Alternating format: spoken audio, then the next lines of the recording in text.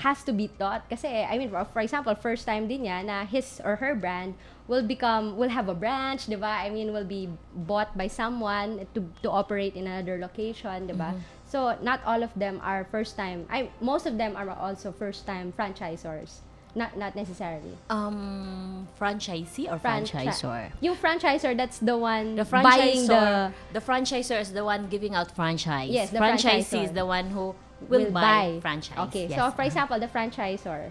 So first time niya na if-a-franchise yung parang nakakabulol yung if-a-franchise, I mean he or she is going to have a franchisee buy the brand, diba? And I mean of course the business that goes with it. How is their experience? But you also guide franchisors na first time. RK Franchise Consultancy is doing that time for the franchisors. Yes. So yun. So you provide guidance with that, and of course the Philippine if you have a business that's worth franchising and you need assistance on that. RK Franchise Consultancy is the way to go, and also they will guide you towards protecting your brand by registering it, or at least helping you, assisting you in trademark registration so that your brand will not be pirated. Okay, don't go away. More on franchising and trademark protection when we come back. We now return to Piracy Watch on DZRJ 810 AM, the voice of the Philippines. Here's your host, Sarah Jane Sugitan. All right, welcome back to Piracy Watch. And joining me this morning are representatives from the Filipino International Franchise Association, Miss Margarita Chua Nakwa and Miss Lita Agustin. Miss or Mrs.? Miss pa. Mga miss pa. Mga dalaga pa kami dito. Ayan, but before we go back into franchising and the importance of trademarks, I'd like to inform everyone that the Japan Book Publishers Association warned companies that convert paper books into e-books of possible copyright violation lawsuits. The firms digitize books by removing the spines and then scanning the pages, after which the data can be transferred onto e-readers. The practice is called jisui, which means to cook for oneself. The law allows personal copies of books for private use. The association, however, insists that this practice violates the law because those who digitize the books are different from those who use the digitized books. The number of firms that provide this service has increased rapidly since the iPad went on sale last year. The association believes there are currently about 60 such companies, which usually charge about 100 yen per digitized book. Apple has filed an application in Europe and China to trademark services under the brand Places. Apple has applied in both regions under 4 international class categories. These categories are computer hardware, education, entertainment services, and social networking. Apple already offers a Places service in iPhoto 2009, which lets a user tag a photo with a location. Combining that with the added class of social networking, this version of Places may be another type of future service. Meanwhile, in China, Land Rover, whose Chinese name is Luhu, or literally Land Tiger, has officially filed a lawsuit against a China-based manufacturer's use of the company's Chinese name. Geely registered the Luhu name in 1999, causing an uproar in the industry and confusion among consumers and the general public. Geely did not stop using the Land Rover Chinese name, leading to discontent from Land Rover, who later ordered the government to prevent Geely from using the name.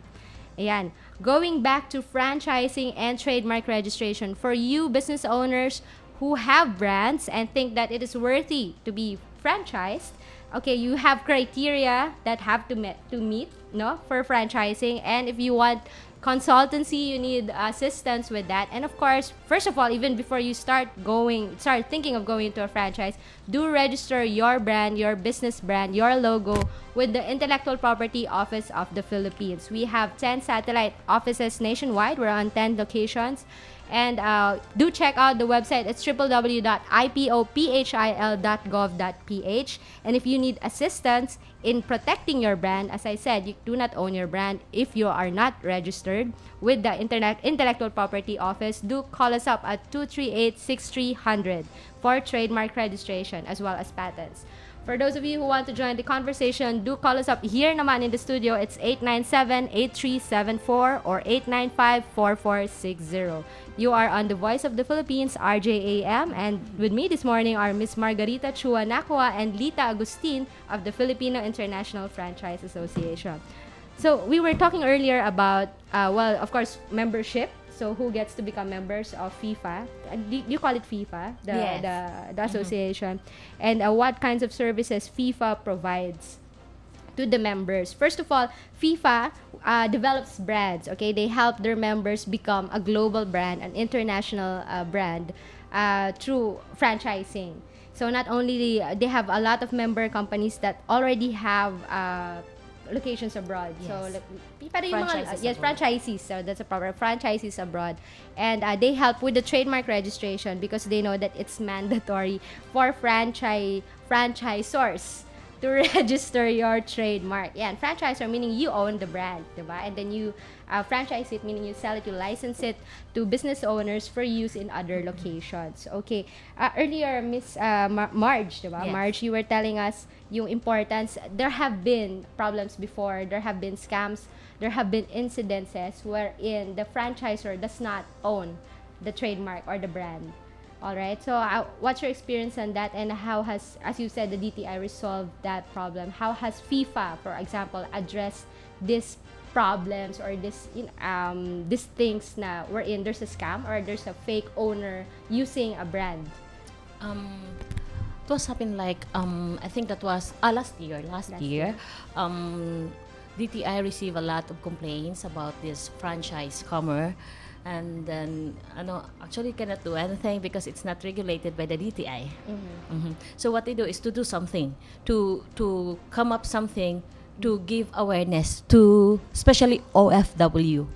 Mostly they are the victims of OFWs. Sila po yung Oo. nagkakapit. I mean, nag-i-invest talaga ng capital. Nag-i-invest They buy the tapos franchise. parang I don't know because it not happened to us because our clients are really All properly registered. developed, all I'm proud to registered. say, Uh-huh. diba? Oh, yes. So what DTI did is they called the three organization, the association, three franchise association here in the Including Philippines, FIFA. FIFA, and then PFA and AFI. They want us to sit down with them. What are we going to do? So To we come up. address. So the three association give in something so that we can do something to disseminate information to the investors. So- That's so why kung after halim- that, merong nilabas yung DTI Bureau Order 1024. Yun yung parang result sa study with the three association and DTI kung anong gagawin na magiging aware yung mga investors. To protect them. To protect them. Kasi if there's a franchise, for example, there's a store, franchise siya. For example, let's take an example here about Banox. Ayan, that's one of your members, no?